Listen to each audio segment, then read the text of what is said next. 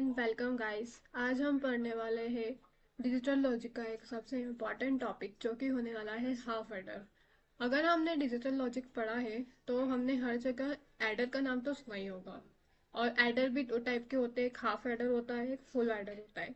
सबसे पहले मैं आपको ये चीज़ क्लियर करना चाहती हूँ कि एडर मतलब होता है बेसिकली हम एडिशन जो परफॉर्म करते हैं ना डिजिटल लॉजिक में, उसी को हम एडर के नाम से रिप्रेजेंट करते हैं। तो अगर हम एडर हाफ एडर की डेफिनेशन की बात करें तो half adder is a circuit that can add two binary bits. Its output are sum and carry. The following truth table shows various combination of inputs and their corresponding output of a half adder. X and Y denotes input and C and S denotes carry and sum.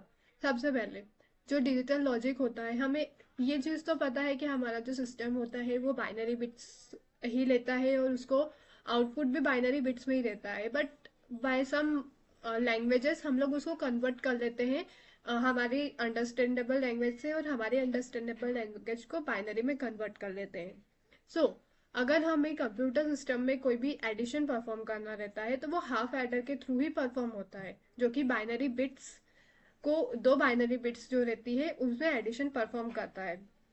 हम अगर इसके truth table की बात करें तो अगर इसके truth table आपको दिख रही होगी यहाँ पे, तो यहाँ पे चार फील्ड्स हैं। First is X, second one is Y, third one is carry और last one is sum. Normally अगर हम 1+1 करते हैं तो हमें 2 मिलता है, बट अगर हम बाइनरी में 1+1 करते हैं तो डेट विल बी 1 एंड 0। मतलब अगर 1+1 कर रहे हैं तो वो जो फर्स्ट नंबर हो जाएगा वो 0 हो जाएगा और वो कैरी में 1 दे देगा, और वही कैरी नीचे आके 1-0 कन्वर्ट हो जाता है। सो जब हम 0+0 करेंगे इन हाफ एडर, वो कैरी भी 0 देगा और सम भी 0 देगा। अगर हम 0+1 करेंगे तो हाफ एडर में वो कैरी 0 देगा और सम 1 देगा, जिसको कि हम बुलियन एक्सप्रेशन में एक्स डैश, मतलब कैरी जो है वो डैश हो गया है और जो 1 है वो वाई में स्टोर हो गया, मतलब एक्स डैश वाई हो जाता है वो।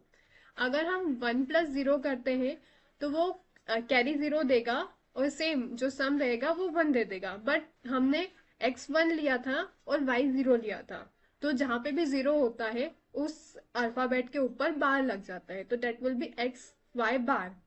और सेम मैंने बताया है कि अगर हम 1 और 1 को ऐड करेंगे तो डेट विल बी 1 और 0, कैरी में 1 आ जाएगा और सम में 0 हो जाएगा। ये चीज होती है इसके ट्रूथ टेबल के बारे में। अगर हम इसका मिन टर्म निकालें उस सम और कैरी का, जो कि जैसे ये ब्रैकेट्स में दिया हुआ है ना, X dash Y, X Y dash X Y, तो ये निकलने वाला है, जैसे ये पूरा ही 0-0 है तो इसका तो कोई मतलब निकलता ही नहीं है। 0 और 1, मैंने जो क्या बोला था कि जहां पे भी 0 रहता है उसकी जो भी अल्फाबेट रहती है उसके ऊपर बार लग जाता है, मतलब एक्स बार वाई। ये यहाँ पे लिखा हुआ है एक्स बार वाई, प्लस यहाँ पे एक्स वाई बार, वही यहाँ पे आ जाएगा एक्स वाई बार, और वो निकाल के दे रहा है हमको एक्स, एक्स और वाई। नेक्स्ट जो निकलता है हमारा एस ओ पी, जब हम निकालेंगे तो कैरी हमारी निकलती है एक्स वाई, मतलब जहाँ पे 1 आ रहा है ना वहां पे 1 कहाँ पे आ रहा है, लास्ट में कैरी में, और जिसकी वैल्यू है एक्स वाई, क्योंकि यहाँ पे कहीं पे 0 नहीं है। तो ये सेकेंड इक्वेशन बन जाती है। जब हम इसका पूरा कंप्लीट करते हैं देन हमारा जो लॉजिकल सीक्वेंस बनता है वो इस फॉर्मेट में बनता है। और जो हाफ एडर होता है उसकी जो डायग्राम होता है वो इस तरीके से होता है, जैसे एक साइड से एक्स जा रहा है, एक साइड से वाई जा रहा है, एक एडर में जा रहा है और उससे निकल के आ रहा है हमको सबसे पहले कैरी आउटपुट में और उसके बाद सम। ये होता है हमारा हाफ एडर। नेक्स्ट वीडियो में हम लोग पढ़ने वाले हैं full adder. So guys stay tuned. Video को लाइक कीजिए, अपने फ्रेंड्स के साथ शेयर कीजिए और इस चैनल को सब्सक्राइब करना मत भूलिए, ताकि आप ऐसे ही इंटरेस्टिंग फैक्ट्स कंप्यूटर साइंस के पढ़ते रहें। Thank you so much.